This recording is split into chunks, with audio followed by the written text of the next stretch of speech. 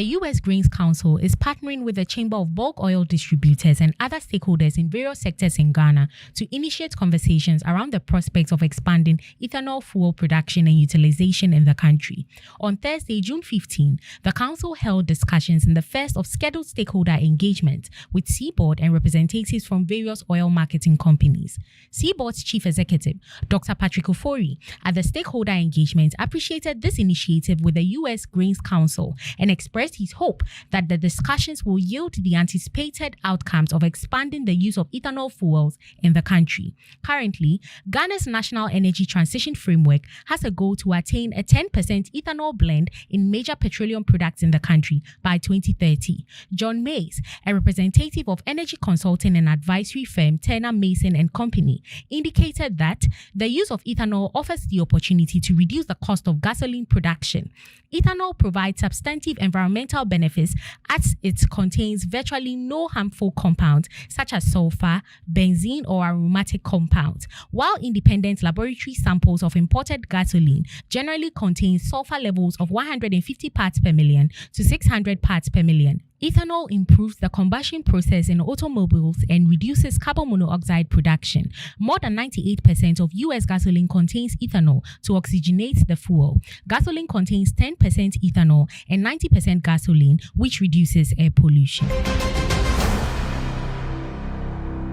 On 9th June 2023, the Public Utilities Regulatory Commission authorized the rate-setting rules for competitive purchase and delivery of electricity, producing capacity and energy for the regulated electricity market. The goal of these rules, according to PURC Executive Secretary Dr. Ishmael Aka, is to encourage openness and efficiency in the purchase of extra generation capacity, as well as to help optimize the cost of power and its influence on energy bills. The guidelines outline the concepts, methodology, and processes that the Commission will use to approve tariffs for existing power plants and to help determine a reference capacity fee for competitive procurement of energy supply and services contracts. According to Dr. Aka, the guidelines will be applied to utilities in the regulated market. The Sunon Asogli Staff Association has decided to employ negotiation to resolve the unionization impasse in order to avoid chaos, which could have serious ramifications for electricity generation. Instead of taking industrial action, the local union is encouraging the Ghana Mine Workers Union to consider the bigger implications. Chairman of the Sunon Asogli Staff Association, Albert Nutako, and Secretary Bernard Ababiu, who addressed the news conference, said after careful consideration, they have resolved that the threat of a demonstration by organized labor could aggravate the issue that is causing tension at the power plant, which is one of Ghana's essential power providers.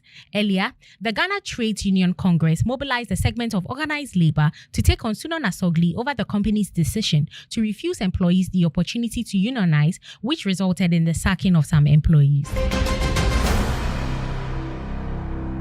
The Institute of Energy Security has indicated that the present lawmakers in charge of the Tema Oil Refinery are inexperienced to manage the facility. This follows apparent difficulties in reviving the refinery, which has been inactive for some years. Meanwhile, some oil sector stakeholders are opposing the public-private collaboration to modernize TOR. IES Executive Director Nana Amoesi VII told media that the greatest approach to rebuild TOR is through collaboration. According to him, what government must do as owner of TOR is to fall back to third-party support if it does not have the capacity to run it. If the government retains a 100% stake, it has committed to keep the asset operational. On Monday, oil prices dipped as concerns about China's economy overshadowed OPEC Plus supply cutbacks and the seventh consecutive decline in the number of oil and gas rigs operating in the United States. Brent crude dropped down 48 cents or 0.6% to $76.13 a barrel at 19:35 GMT, while West Texas Intermediate crude fell 49 cents or 0.7% to $71.29. Due to a U.S. holiday, trading volumes were light. Last week, both contracts finished with gains of more than 2%. The Supreme Court of Zimbabwe has postponed to next Wednesday, June 28th, the hearing of an appeal by the Zimbabwe Power Company, which is contesting a High Court ruling reinstating businessman Wicknell Shivayo's controversial Gwanda Solar Project. The case was set to be heard Monday, but could not kick off after it emerged that ZPC papers were not ready.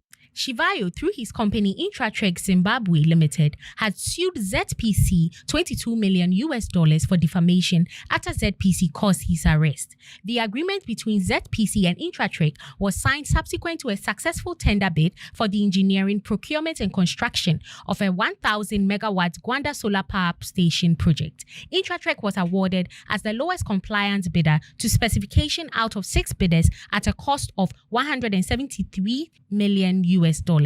A bid to revive the case by the National Prosecuting Authority failed again after the businessman and his company were found not guilty and acquitted. Visit energyghana.com or energyghana.com for more on these stories. Energy Brief is proudly brought to you by Airport View Hotel. Energy Ghana TV. Local in focus, global in perspective.